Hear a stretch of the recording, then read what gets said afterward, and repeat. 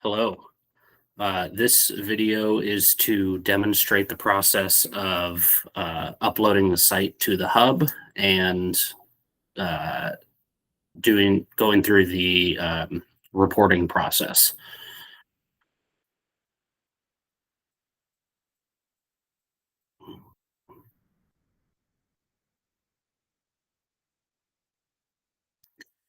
So the site that we're going to look at today is Cedar Creek for TC Energy Great Lakes. I completed this site last week, so I'll be going through the process from start to finish of uploading the data, writing the report, getting the photos into place, and all of that. So before we even arrive on site, there's a couple of things we'll want to do just to prepare for the site. We can see it in our site list here. We have the site selected.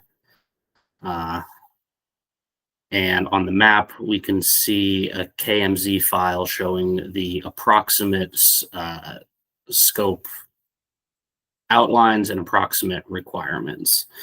On the left-hand side here, we will have some information about the site. Obviously, the client, the region, the site name, the project ID, and the current production status. So sites will be awarded until the acquisition process has started. Down here, we'll want to look through a couple of things. So we have some information on the lines that we'll be locating in this site. You can see this is a 2-line site, both 36-inch lines. There's some information here. We have not completed this survey before, so this will be a brand new one. And here we can see the scope requirements written out. Collect bathymetry over the lines at least 100 feet upstream and downstream. Collect topo on each bank, the width of the right-of-way, and at least 100 feet beyond the high water on each bank. And locate the line through the waterway and onto each bank at least 100 feet beyond the high water. In addition to those scope requirements, there will be the standard photo requirements and anything else that the crew or crew lead deems necessary when on site. Down here are our clients' emails for the final deliverables. And in scope notes, you'll find additional information about area managers, site reps, or just other information to be aware of.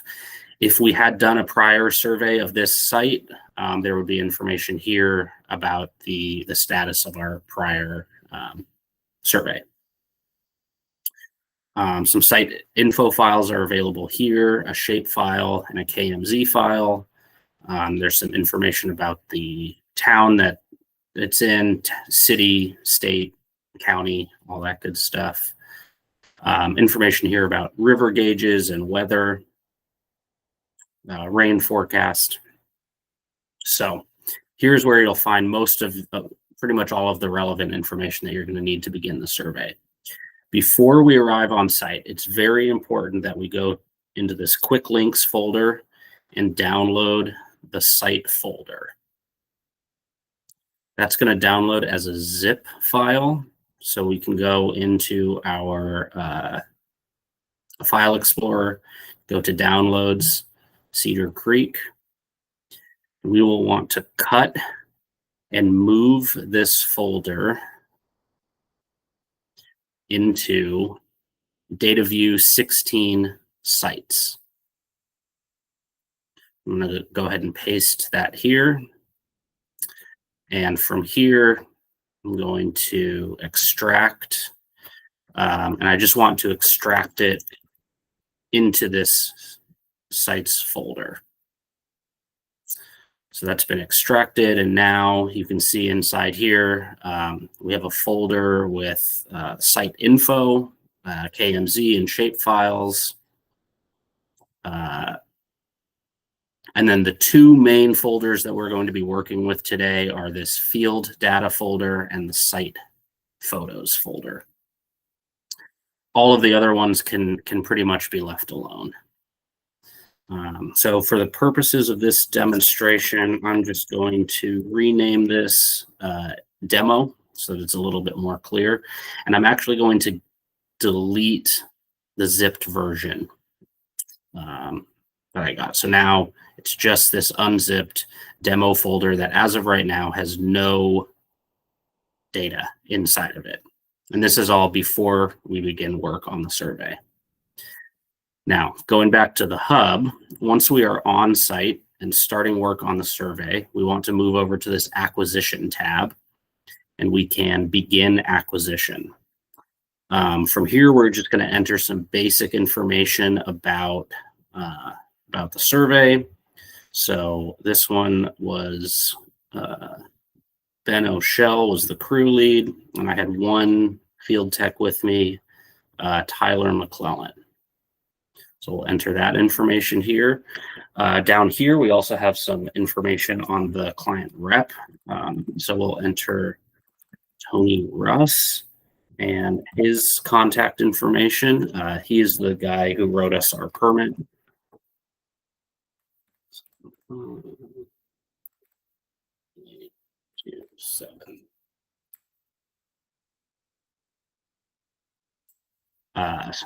Survey dates, you can start on the date that this was completed. This one we actually did on Thursday, October 30th. So we'll enter that there. From here, we will want to hit this reset button, and this will allow us to create a JSA for this day's work. So this is very important to do before starting work each day, to document our safety procedures, any safety concerns that we have.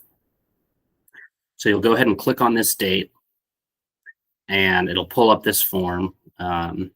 It'll have all of the job information listed out here. Cedar Creek, the client TC Energy, crew lead will be listed as the safety lead. All the additional crew members will be here. Client representative will be here. And we'll just go through and fill out all the relevant information. So for this survey, our task descriptions were topography, line locating, and bathymetry. Identify the most serious potential injury. This can vary from site to site, but typically drowning is going to be the most common one. Other ones that are very common are slips, trips, and falls. But each site might have some different hazards present. From here, we want to go through the required PPE for this site. So for this site and all of our sites, safety shoes and boots will be important. High visibility work vest, personal flotation device. This site is shallow, so we're wading, utilizing waders, and safety glasses. And because this is in northern Michigan in October, cold weather was also relevant.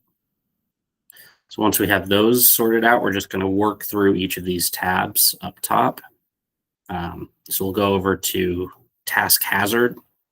And from here, you'll kind of go through each one of these sections and check the things that are most relevant. So vessel operations, this site was shallow that we did not actually need a vessel for any part of the survey. So for that, we can go ahead and click NA. We were, however, wading through this, so the shallow water operations are going to be important. So a couple of things, you want to identify the impacts of river flow and deep scour pools prior to entering the water. Wear a PFD when wading bodies of water and traversing around banks. Designate an onshore spotter to monitor in-water traffic and hazards. Use proper wading gear and equipment to protect both crew and equipment, and progress slowly when walking and wading on slippery surfaces and through swift currents. New and existing DOC mapping personnel. Everybody on this crew was pretty experienced, so we didn't have to worry about training new personnel, but sometimes that comes up. Poor lighting and visibility, again, not an issue on this one. We were there, during the day. It was a bright, sunny day. No problems there. Weather conditions, these are always important. So implement controls for slippery surfaces. I always like to check that just because riverbanks tend to be pretty slippery regardless. Uh, High winds were not really an issue. Heat was not really an issue. Cold, that was a factor at this one. So, we use PPE, heaters, both in the vehicle and, hand warmers. And lightning, there was no threat of storms that day. As far as ignition sources go, we always want to remove, isolate, and contain combustible materials. We have firefighting equipment. Typically, that's just a fire extinguisher. No need to construct a fire-safe habitat. Provide fire watch during and after hot work. There was no hot work involved in this, so that's not necessary. Conduct continuous gas testing. Was not necessary. And then bond to earth for static electricity and cathodic protection. That's always important. Hazardous substances, usually not a huge issue. However, we do have gasoline in, whether you're using a boat or side-by-side or even just the truck. So you want to drain and purge equipment. Always follow MSDS controls. No other health hazard controls, and no need to test or analyze material. Related to that, potential spills, so always good to drain equipment, have spill cleanup equipment on hand, and then always restrain and isolate hoses when not in use. Just want to make sure you don't have anything lying around that might leak. Falling or dropped objects, usually not a huge thing, but using lifting equipment can be helpful for heavy loads, and then secure tools. Make sure things are tied off, make sure things aren't going to fall or drop. Working at heights is usually not super relevant. Portable electrical equipment, we were using pretty much every day, so we'll always want to inspect the equipment before turning it on. On this site, no need to do continuous gas testing, and then we always want to protect electrical leads from impact and damage. Moving objects, we'll want to confirm machinery guard, provide protective barriers, observe and monitor proximity to people and equipment, just keeping an eye on where equipment is and where our other personnel are. And then always shut down and lock out equipment when not in use.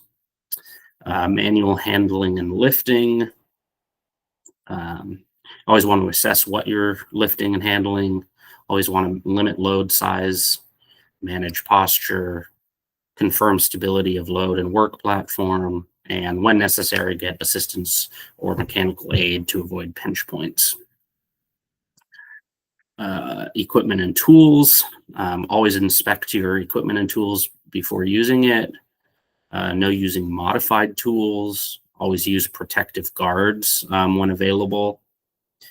Use the correct tools and equipment for the task at hand, and protect and remove sharp edges from any tools that you might be using. Big one here, slips, trips, and falls.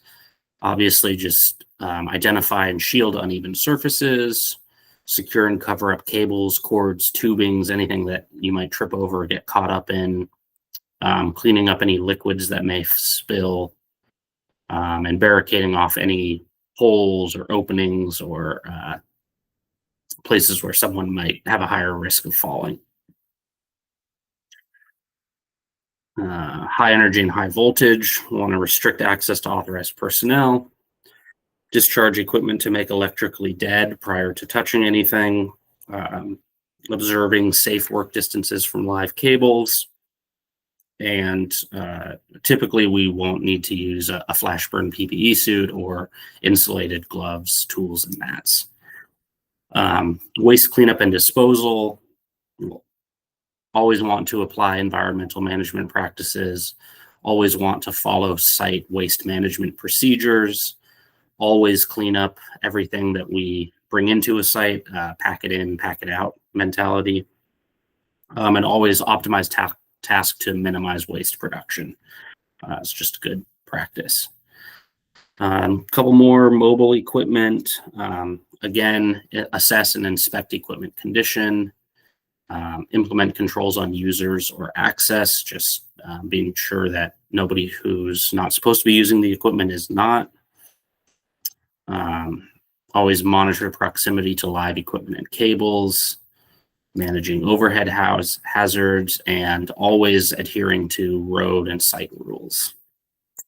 Emergency response, again, always keep the egress route open, always have a rescue plan in place, always know the locations and contact information from surrounding hospitals in the area. Keep emergency equipment, alarms, firefighting equipment, keep all of those things unobstructed and accessible. And typically we don't have shower and eye wash stations out in the field, but you may have, water bottles or things like that. So that's all of part one. And again, these vary site to site based on the specific conditions we encounter. Task hazard part two, basically if there's anything else that was not covered in that first section, we'll want to address it here. Fortunately for this site, it's pretty straightforward, so we're just going to go ahead and say NA. And then finally, the on-site crew declaration. We're just going to have every member of the crew sign here. So I was out on site, and we had Tyler McClellan.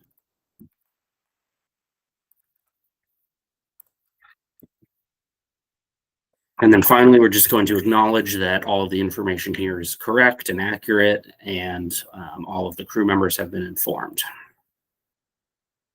From there, we'll upload, and you can see a PDF has been generated here. And so this will cover all of the information that we just entered. And this PDF is automatically saved to the hub. So this is all stuff that happens prior to beginning work on site. The JSA is part of the kind of morning meeting when we get started in the morning.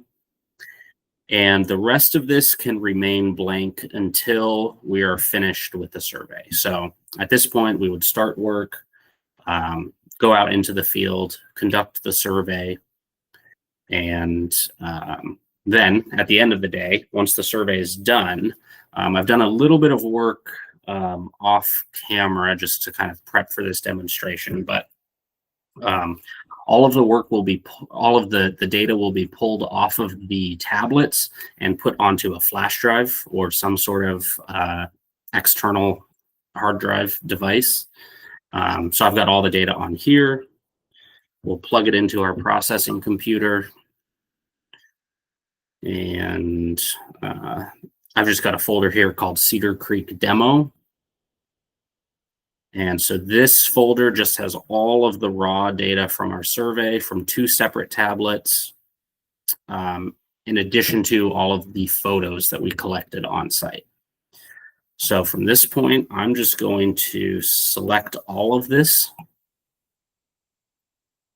Going to copy all of the data, and then on the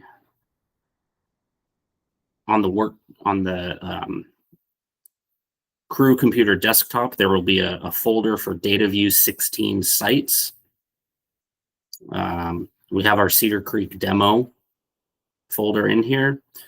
navigate into here, into field data, and I like to drop all of the data just right into this main folder, because from here we're going to move it into more specific places based on the type of data that we have. So we have two CSV files. These are the actual topographic and bathymetric data that we pulled out of Carlson Serve PC. So these we will want to cut, move into data collector and topo. This site has no single beam sonar, so all of the data goes into topo. If we had utilized a single beam sonar, we would want to separate that data out and put it into this sonar folder. The rest of this is all line locating data. You'll see I have each of these files is named pretty specifically. Most importantly, I've got the site name, the line name, and then the area within the scope that it was collected from. So I've got east and west and in the water, and then the type of data that it is. So SSL stands for single spar land. If I was doing dual spar, I would label it as dual spar, either land or water, depending on how it was collected.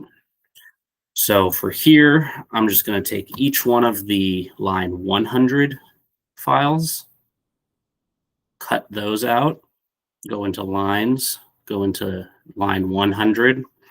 And then because we did not use a vessel at this site, all of these files are going to go into FSV poll. So I can drop them right here. Go back one more, grab all of the line 200 folders, cut those, line 200, and again, no vessel, all poll data, drop those in there.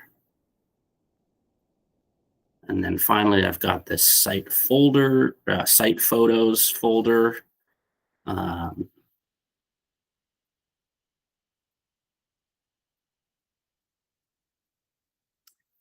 And I will drop that in here. In fact, what I'm going to do is I'm going to go inside of this site photos, and I'm going to just cut all of these and paste them back into this general site folders photo, and I can get rid of this.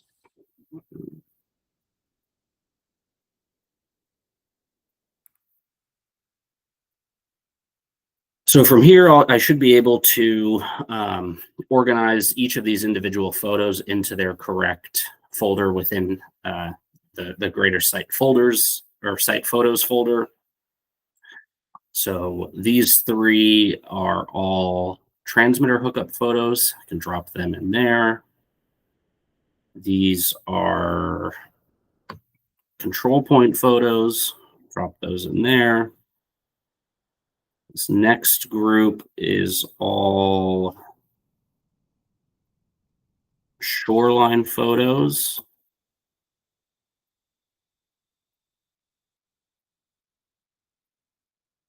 These are some additional photos.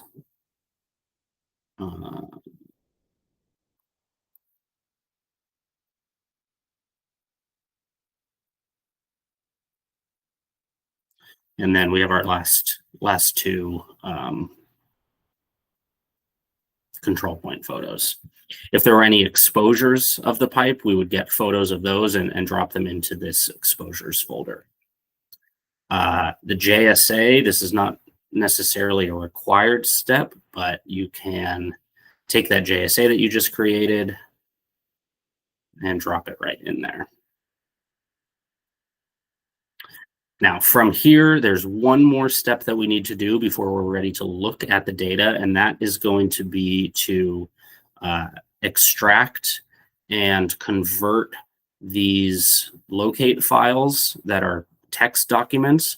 We want to extract and convert these into CSVs. So the way we do that is we will go into Field Sense View, which is the same program we collected the data in on the tablet.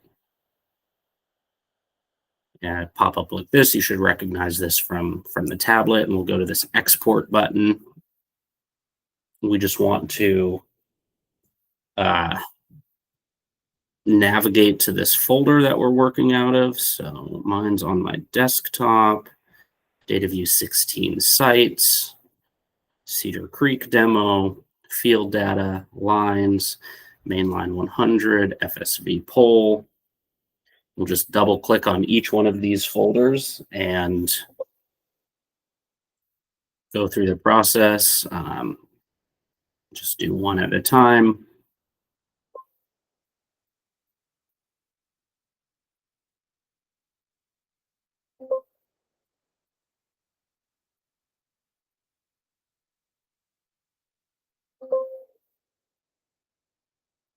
Okay, so that's all of our files for mainline 100. I'm gonna go to mainline 200, do the same.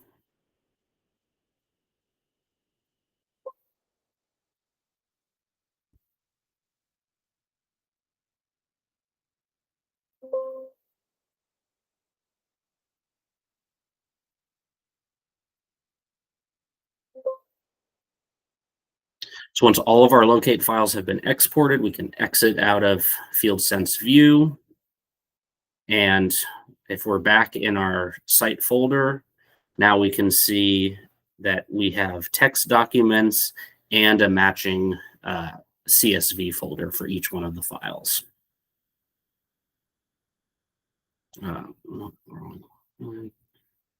So that's true for both mainline 100 and mainline 200. Now, from here, we are ready to look at our data. So to do that, we'll want to open Field Data View. And this will pop up with a list of the sites that are in our Data View 16 sites folder. So we'll click on Cedar Creek. We want to make sure all of the information on this side of the screen is correct. So the units for this were survey feet. This was Michigan North, so that's correct. And then here we will have to select either easting or northing. This is dependent on the direction that the pipes are facing.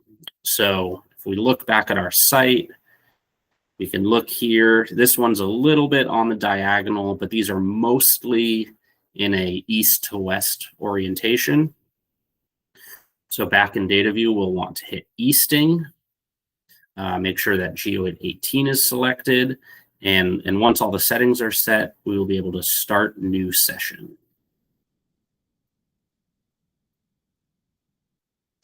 And it'll take a second to pop up, but here is all of our data that was collected on site.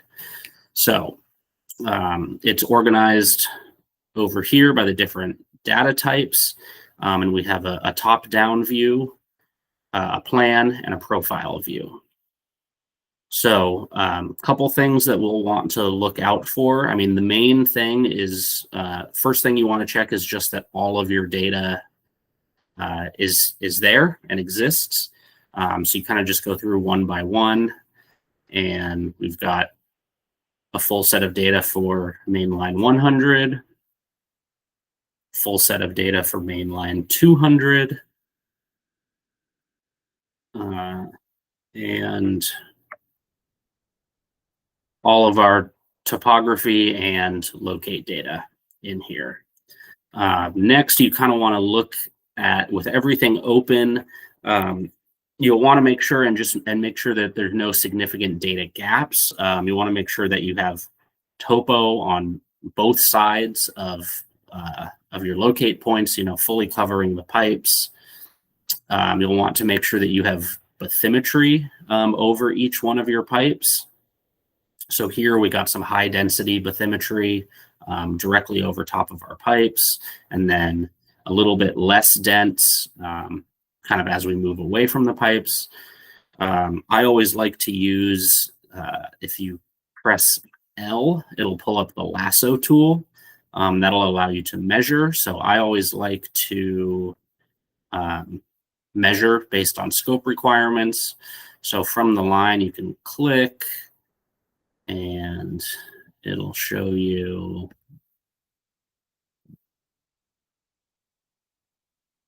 distance, I think. Oh yeah, distance is down here. So you can click, okay, we've got 90 feet plus, 119 feet. So we have over 100 feet of bathy data. Same thing from here. Got over 100 feet, 107 feet there. Same thing from the water lines working in. Oh God. 200 and some odd feet on that side, and 200 or so feet on this side. The other thing you can look at is this profile view. You want to make sure that all of your data, more or less makes sense. Certainly important to see that your locate data is falling below either your bathymetry or your land data. But so far, this all looks good. So the next thing that we can do is we'll want to click this KMZ button. And anything that has locate data, we want to click sparse. That just takes kind of a sample of the data and doesn't include every single point. But we can click on sparse here. And this will sometimes takes a minute, but it'll open up Google Earth.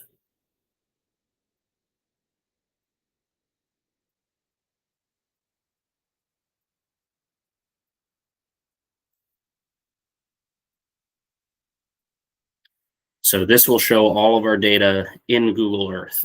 This is another really good way to just double check your work, make sure it's showing up in the correct place on Earth. And it shows you a really good representation of what the data looks like. Once you're satisfied here, you can just exit out of Google Earth. And you can go ahead and discard this from your temporary places. We can minimize this. And then if we go back and look in our, this one, if we go back and look in our site folder,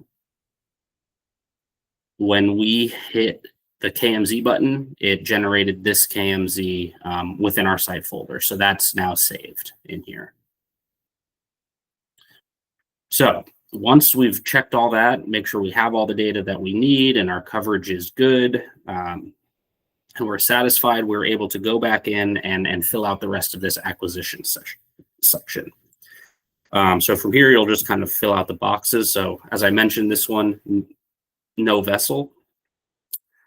We want to fill out our sensors. So for our bathymetric section for this one, this was weighted with a survey pole. No aerial equipment was used. Our line locating sensors, we used a pole hull mountable EM locating system, SPARS. And for GPS positional equipment, we used a GNSS base station with radio and a GNSS rover and data collector. For RTK corrections, we have a bin file associated with this site. And our bin file is already uploaded because I did that as part of the daily update when we were on site. So we'll click on RTK corrections from a DOC mapping base station. That'll go green. For signal application, we'll want to add a signal application for this site.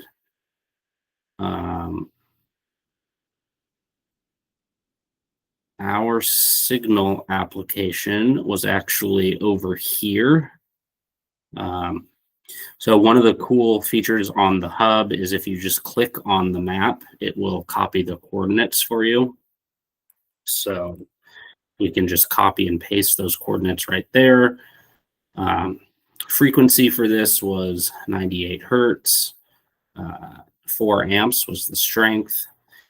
The method was an electromagnetic signal transmitter, and we hooked up to a CP station. For here, for direction from crossing, so we have our crossing right here. Anytime on the hub you see this little crosshair symbol, you can click on that crosshair and then click on the map, and it will automatically generate the direction. Moving down, boat launch, we did not use a boat, so that's not relevant. And for flow velocity, this was moving pretty slow. We measured it at 1 foot per second, but that's something you'll figure out in the field. This section down here, you will go through your scope requirements and just check off that each one has been completed. If for some reason you were not able to meet the specific scope requirements, you can address that here. Oftentimes that may be due to, maybe you didn't get enough bathymetry upstream and downstream because of some sort of debris in the water or some kind of physical or environmental thing that blocked you. But in this case, we were able to get everything. So we're going to just check that each one of these was completed. And then I like to do my acquisition notes at the very end of the process. I like for that to be my very last step before submitting. So for right now, we're just going to leave that blank. Risk factors. This one, I'm going to go ahead and say no risk factors. If there was an exposure or flood stage or significant bank erosion or something else that seemed risky, we could address that here. You have an opportunity here to add sensors if there's some other kind of non-standard thing.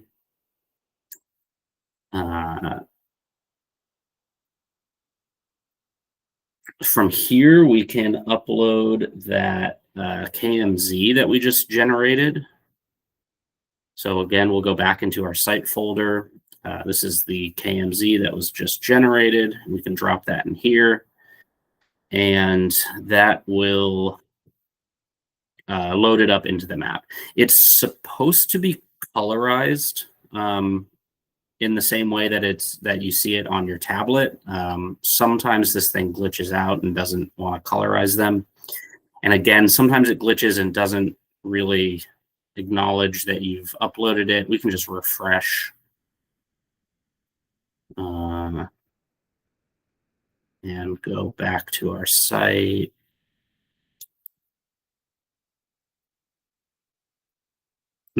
Still says that it's not uploaded. So let's try that again. There we go. Okay, so now it's in there. The box went green. And then this is where you'll eventually submit for processing. It basically tells you what's still missing. So that's going to be the acquisition notes, the site zip, and the site summary. At this point, we're ready to go ahead and start our site summary. So in order to do that, we want to move over to this tab, SSG Site Summary Generator.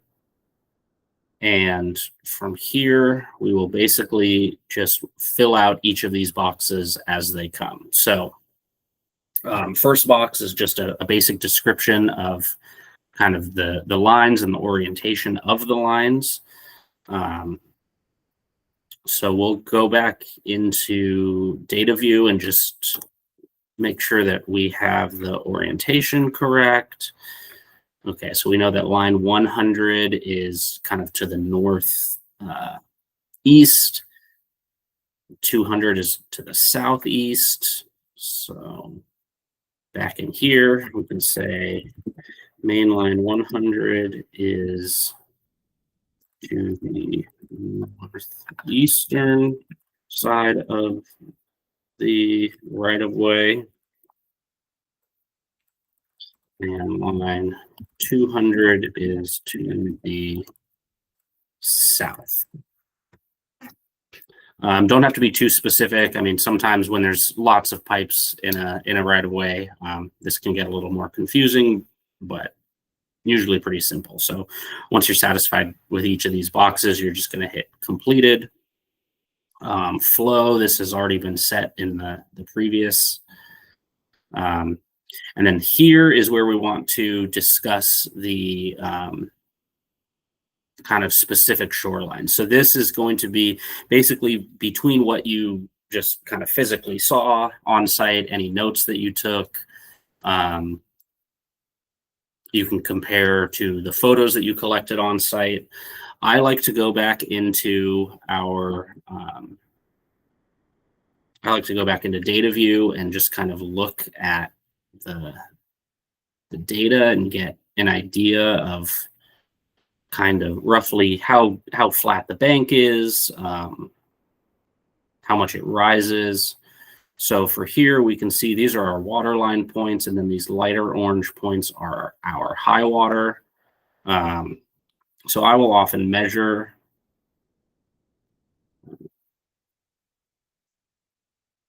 from the water line up to the high water. That's about 2 feet. And that's true on both sides of the river.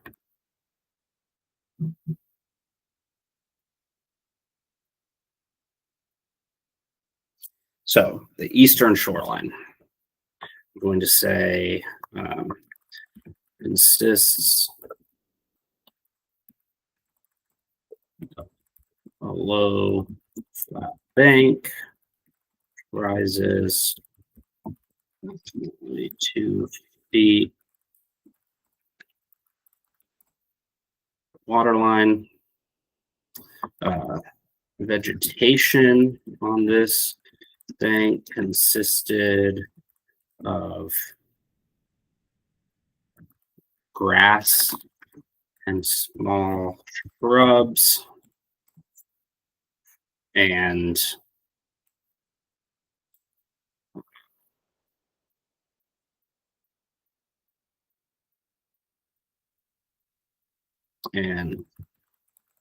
sediment on this bank consisted of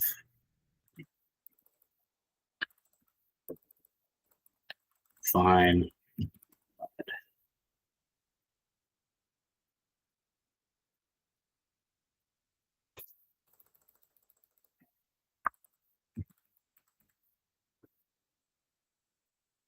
Usually you don't need a lot more than this. Every site varies, and every site has different, relevant pieces of information. Usually you don't need too much here, but you may encounter sites where you end up writing quite a bit, because there's a lot to make note of. The western shoreline was very similar. It's a low bank. It's approximately 2 feet water line. Vegetation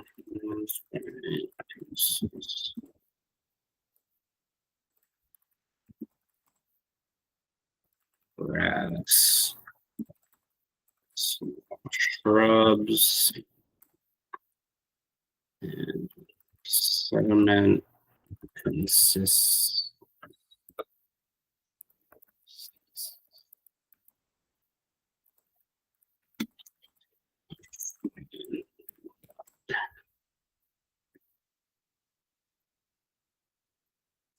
Now, in this second bank description area, I typically like to talk about conditions in the river. So while things on the bank were pretty straightforward with this, there were a couple of interesting things within the river that I feel it's important to mention here. So the big one being there was a beaver dam just just upstream of line 200, which definitely influenced kind of what we saw on site. So here I'll just go in and say there.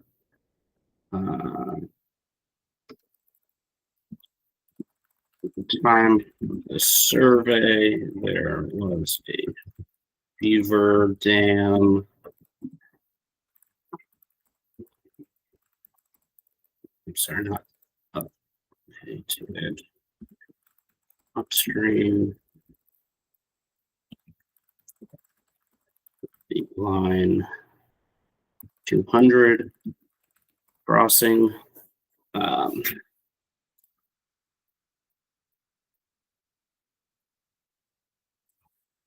We can say upstream of the dam, the river was deeper and slower moving, but downstream, the river is faster and shallow. And we'll describe this a little bit more in our site photos. It's something that I covered, in the site photos. But once we're satisfied there, we can hit completed. Other shorelines. This would be relevant if there was maybe an island or maybe a bend in the river that we covered as well. But we did not have any separate shorelines, so we can just leave that blank for now. Sediment samples from within the channel. In the channel consisted of gravel approximately 1 to 2 inches in diameter.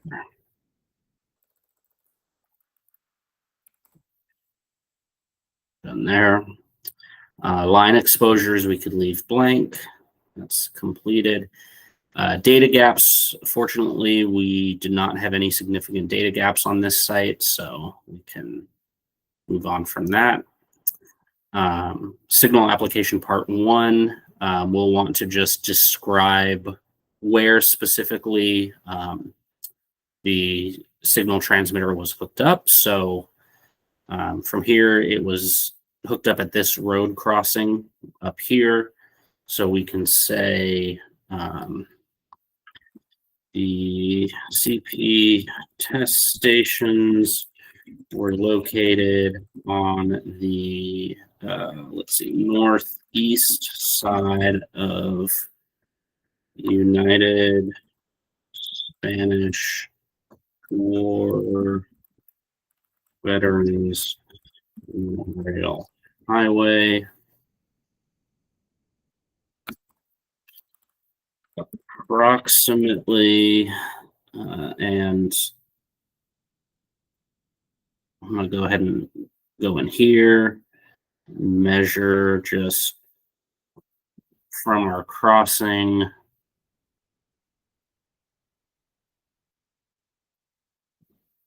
up the right of way.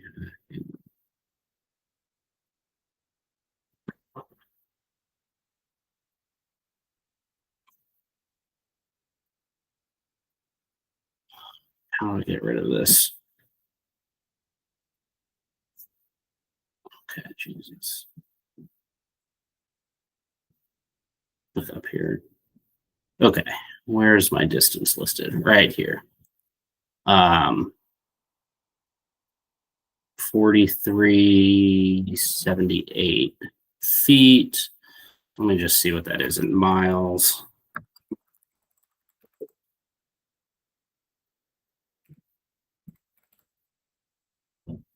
0.82. Okay. We're just going to say approximately 0.82 miles uh, what is it? Where are we? Northwest of the crossing. Signal application part two. If we had any issues with our signal application, poor signal, signal bleed off, we would address that here. Fortunately, that was not the case at this site. And then additional notes. So anything that hasn't been covered already in this crossing, we'll want to cover here. And for this site, I'll probably just reiterate the presence of the beaver dam, and that was kind of the most significant thing.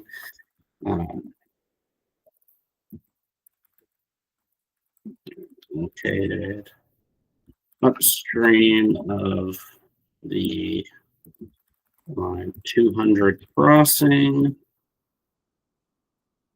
uh, which impacts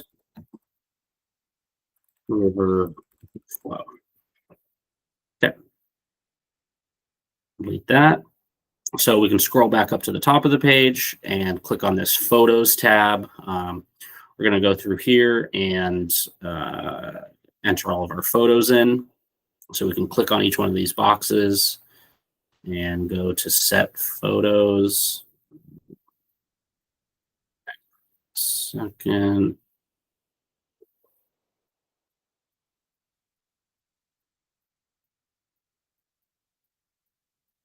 Okay.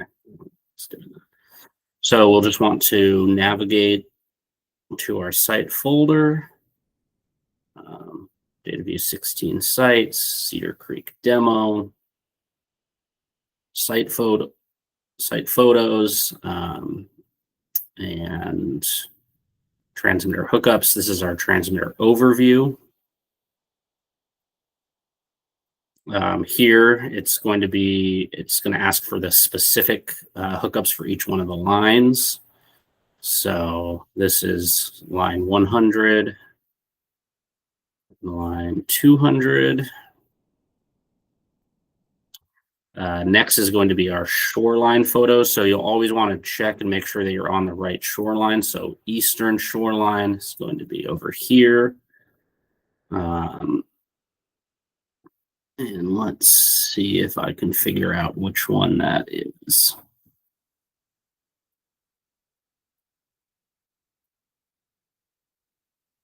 That should be this one here, upstream,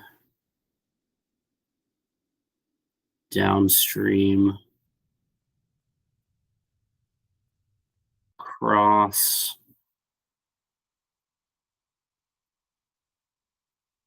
and behind. Now for the opposite shoreline, going to be upstream, downstream, cross,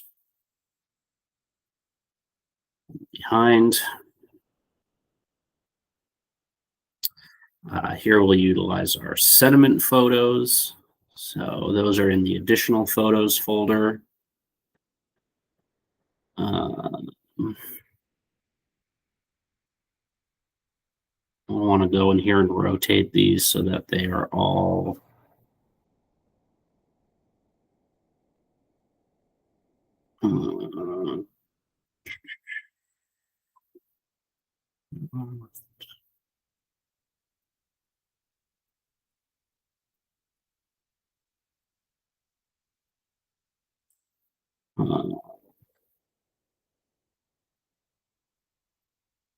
I think that was this one here. And we'll do a side view.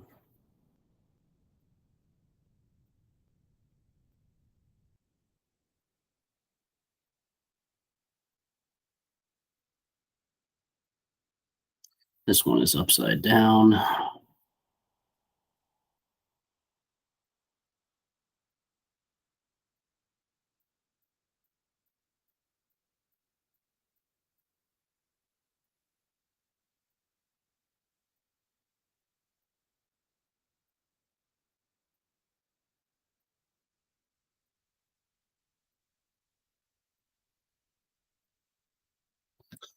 Additional photos, we can go in here. So I have 2 additional photos for this. Oh, actually, I have 4 additional photos. So, um,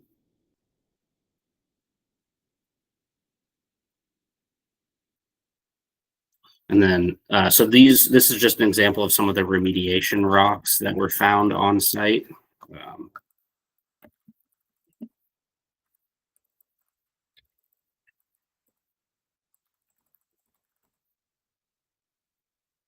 these were on the eastern bank.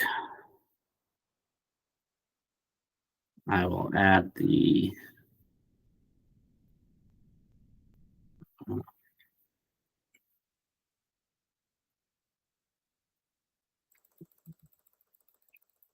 this will be the side view of remediation rocks.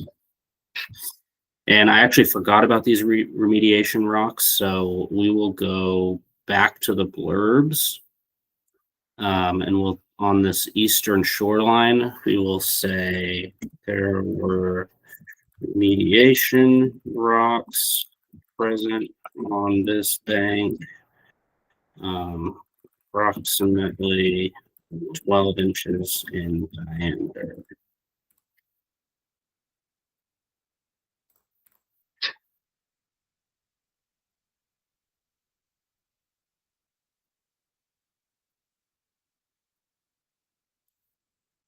Then we'll add our other, this is just a photo of the beaver dam.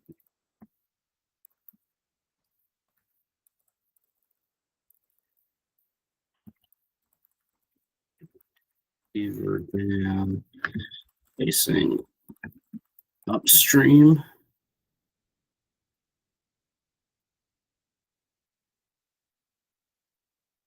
And this is view of the beaver dam facing downstream.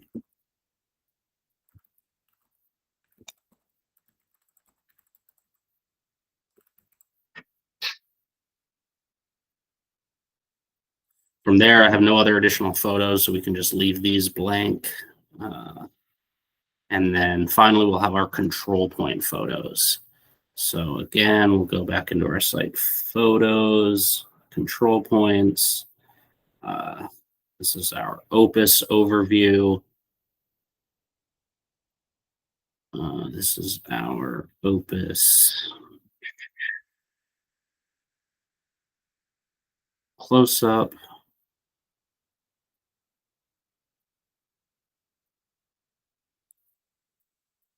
CO1 overview.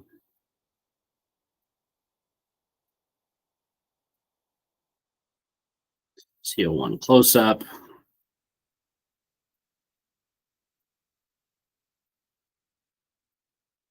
CO2 overview.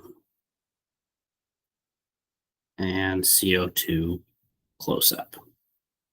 So from here, just make sure we've got everything in here. Again, double check, all of these forms. See that we've got it. Once we're satisfied, we will just hit this generate button. And that is going to create and download a Word document. So that Word document went into our downloads folder, Cedar Creek summary. Go ahead and cut that out of downloads, paste it right back into our site folder that we're working out of. So that should be all good to go. Now this site is ready to be zipped up and submitted. So we'll go back into our DataView 16 sites folder, and we're going to compress this into a zip folder.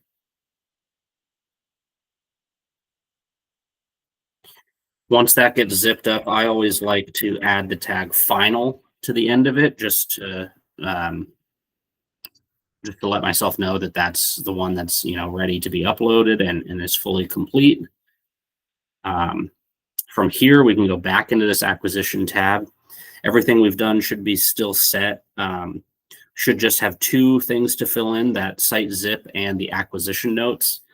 The reason I like to wait on the acquisition notes is because I often find myself remembering things that I want to mention as I'm filling out the actual report. Um, Fortunately, this one was pretty straightforward, but there's a couple of things I'm going to mention. So I used general feature points to outline the kind of the X and Y extents of the beaver dam. So anytime you use general feature points, you'll want to kind of explain what those are. Um,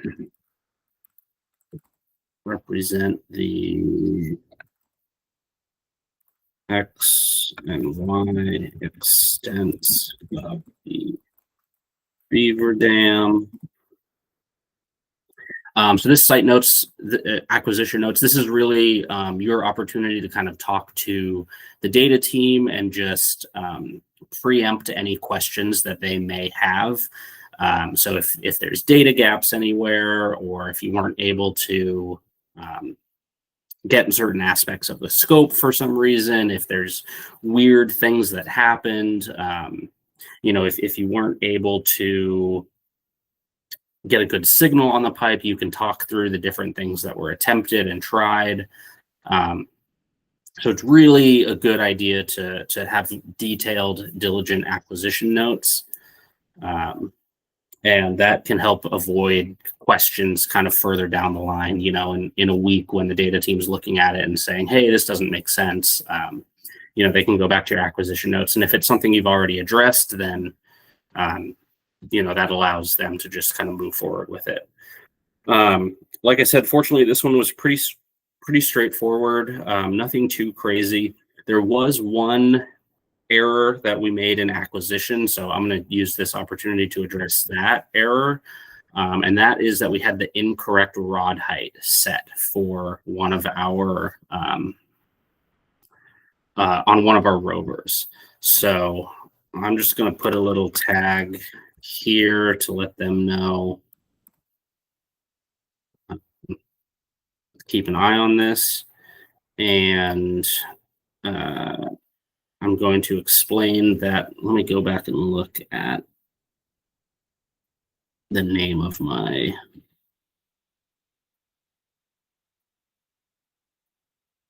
okay. So rod heights are incorrect in the Cedar Creek R2 CSV.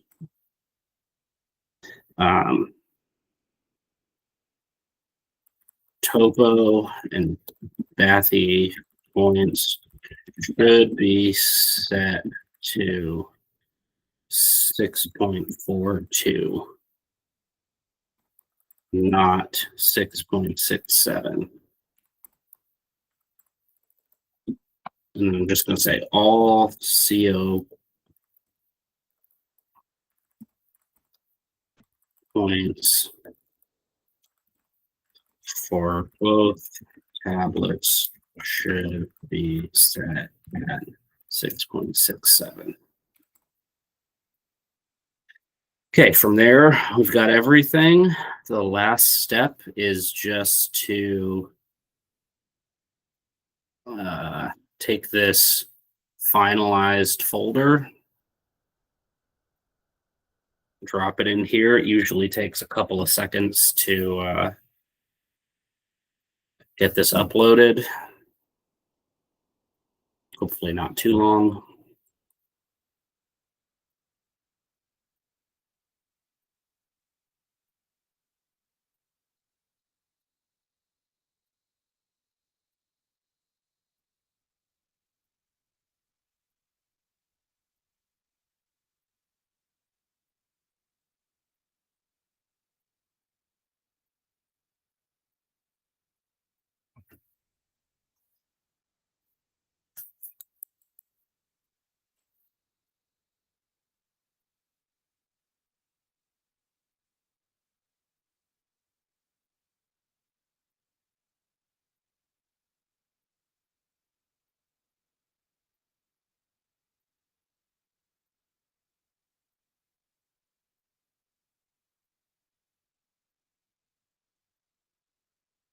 Okay, and once that has gone green, you'll see this button pop up that says submit for processing.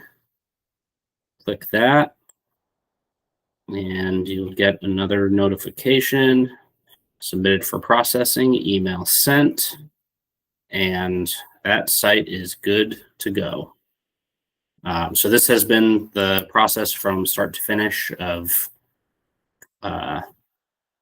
viewing data view and uploading the site. Thank you very much.